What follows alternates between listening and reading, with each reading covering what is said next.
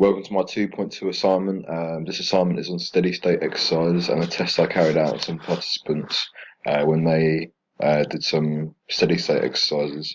So steady state exercise is continuous exercise with no stopping periods in between. During steady state, lactic acid is removed at the same pace as it is produced, according to Stafford Brown et al. 2010. So this means that it's the person carrying out steady state exercise, their body becomes accustomed to the work rate, and they can continue this over an extended period of time. So they use aerobic respiration. So unlike anaerobic, where it's a short burst of energy, this steady state exercise is exercised over an extended period of time.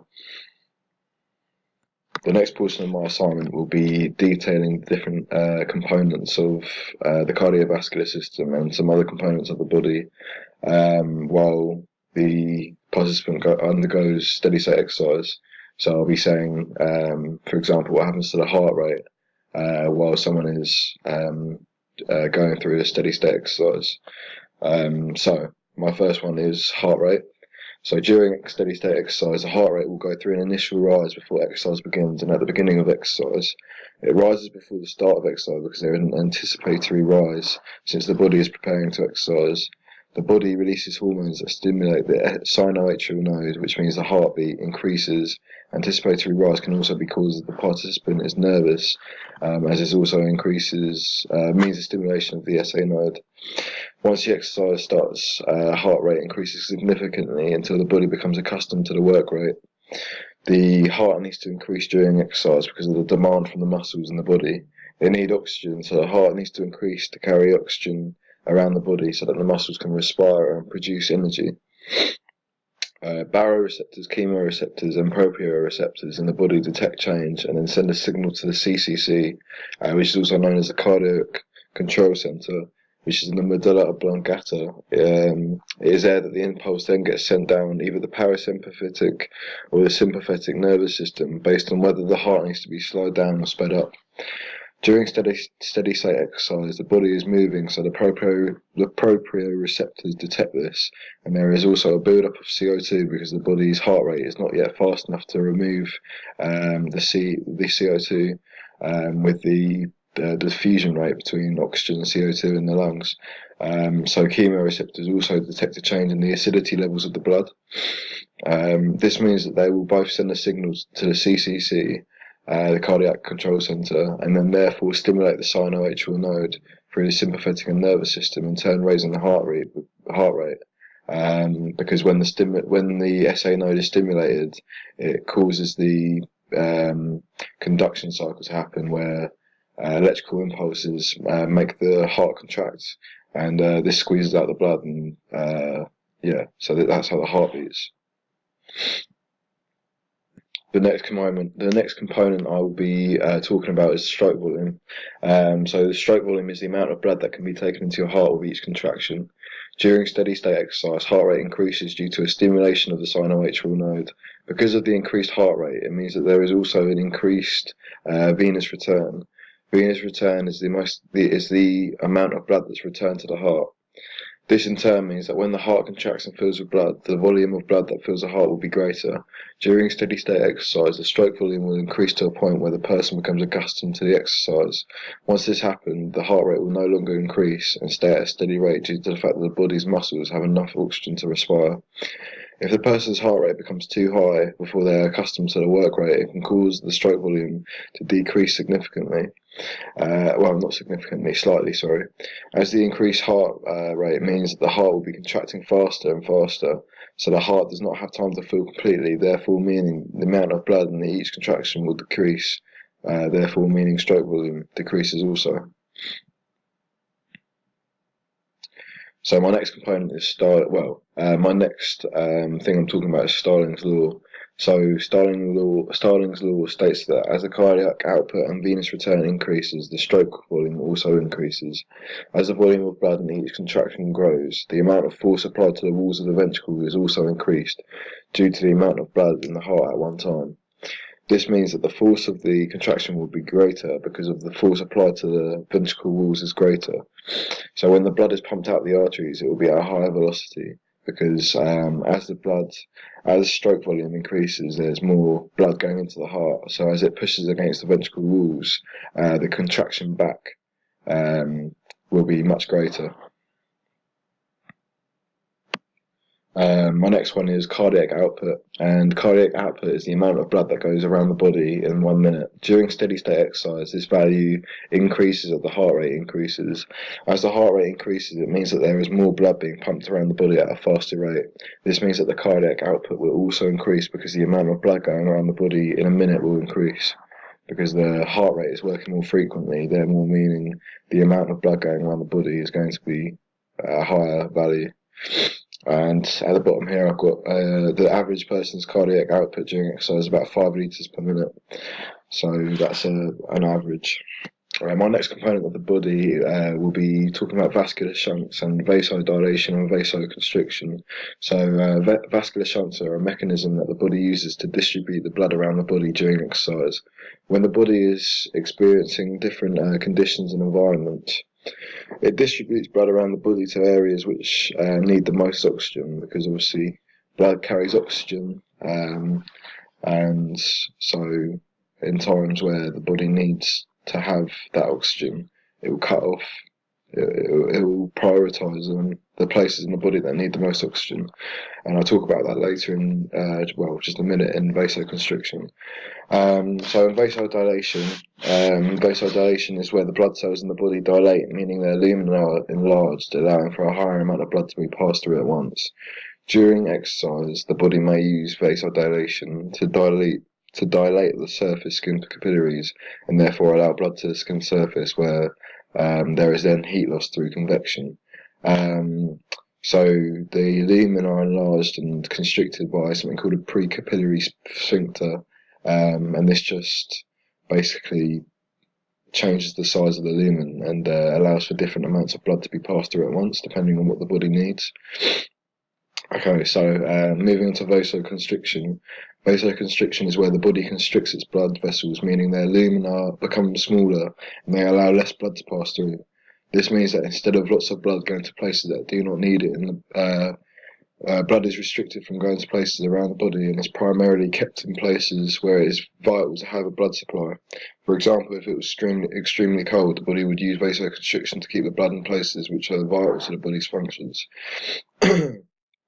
So we can see that during steady state exercise, the body would be using vasodilation to actually for heat loss, because as you're exercising, the temperature inside the body will increase, and by using vasodilation and losing heat through your blood, it can help the body cool down. So yeah. So my next component is blood pressure. Blood pressure is the amount of force applied to the artery walls by the volume of blood. This means that the more blood there is at once in the blood vessels, the higher the blood pressure will be, because there is more force being applied as the volume of blood is higher. So there's two blood pressures. There's systolic blood pressure and diastolic blood pressure. Systolic blood pressure is the blood pressure reading taken when the heart is contracting. And diastolic blood pressure is the reading taken when the heart is between beats and is resting. So systolic blood pressure is usually, it should always be much higher than diastolic blood pressure, because when the heart contracts, there's more blood in the heart. So there's more volume pressing on applying more force on the walls. Whereas diastolic is when it's resting, so there's less blood in the heart, and so diastolic blood pressure is usually much lower than systolic blood pressure. It should always be. So during steady state exercise, blood pressure rises as there is more blood being pumped around the body as heart rate rises. Stroke volume also rises, meaning there is more blood in each contraction. So blood pressure also rises as there is higher volume of blood, meaning more pressure is being put against the artery walls. My next component is breathing rate. So before and at the start of exercise, there is an initial rise in breathing rate. This is because of the anticipatory rise in the heart rate. It means that the breathing rate will also rise because oxygen needs to be supplied to the muscles. And this is detected by three baroreceptors, chemoreceptors, and proprioceptors. Once they detect a change, they send an impulse to the RCC, respiratory control center. Then, depending on whether the breathing rate needs to slow down or be speeded up, it will go through the sympathetic or parasympathetic nervous system through the phrenic or intercostal nerve. During exercise, the breathing rate will increase until the body becomes accustomed to the work rate. This is because the muscles around our body need oxygen, and this is given through the blood. So, when your body becomes accustomed, the demand for oxygen stays the same, and this is when your breathing rate plateaus.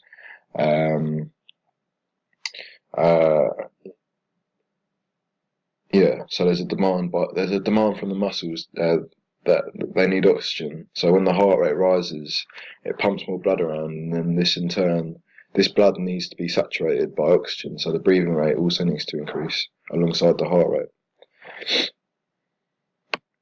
Tidal volume is my next component. So the tidal volume is the amount of air that can be taken in at one time into the lungs. During steady state exercise, tidal volume increases. This is because the body needs more oxygen to supply the muscles around the body so that they can respire and create energy. So as the demand for oxygen goes up in the muscles, the tidal volume will increase because it needs to meet these demands of the muscles so that they can respire. So my next one is the oxygen dissociation curve. The oxygen dissociation curve plots the amount of hemoglobin that has been saturated with oxygen. During exercise, oxygen is transported to the muscles by hemoglobin that binds to oxygen to make oxyhemoglobin. This reaction is reversible as the oxygen needs to split from the hemoglobin when it reaches the muscles that need to respire. It uses the bloodstream as a way of delivering itself to the muscles. During exercise, the oxygen dissociation curve shifts to the left on the graphs. This means that the hemoglobin dissociates with the oxygen easier and at a faster rate because of the demands of the muscles around the body. So as the work rate goes up, the body's muscles need more oxygen to respire. So the amount of oxygen that needs to be dissociating with hemoglobin needs to be higher because of the demands of the muscles.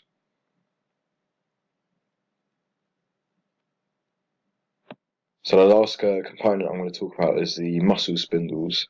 So muscle spindles are stretch receptors within the body of a muscle that primarily detect changes in the length of muscle.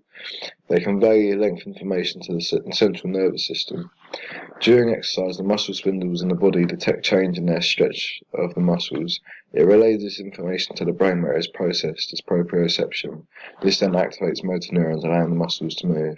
So during steady state exercise, the muscle spindles would be more active because as you're working, your muscles are going to be stretching, and the muscle spindles will detect this as proprioception, and then send signals to the brain. So I'll now be moving on to the different components of the participants that we measured different components while they did steady state exercise. And I'll be going through three people's results and comparing them to normative data. So my first one is heart rate. So this graph shows that the heart rate of Josh, Summer, and Max, which were my three participants during steady state exercise, the graph shows that there was an increase in all their heart rates at the start of the exercise in comparison to Mark Adams, 2010. The heart rate will increase as the intensity of exercise increases. At 6 minutes, the heart rate started to plateau, apart from Josh's, as it rose to 80 BPM to 100 BPM between 6 and 8 minutes. According to Mark Adams et al. 2010, in comparison to the data, there will be an initial rise and then the heart rate plateaus. Once this plateau is reached, oxygen consumption stays steady. This is shown by Summer and Max's heart rate data, as both their heart rates stayed between 160 and 180 BPM over 6 minutes to 20 minutes. This in contrast to Josh's data, which did not follow this trend. Josh's data is far from the other data in the chart and does not follow the trends of normative data. This calls for a retest, as this data may be disregarded due to experimental method.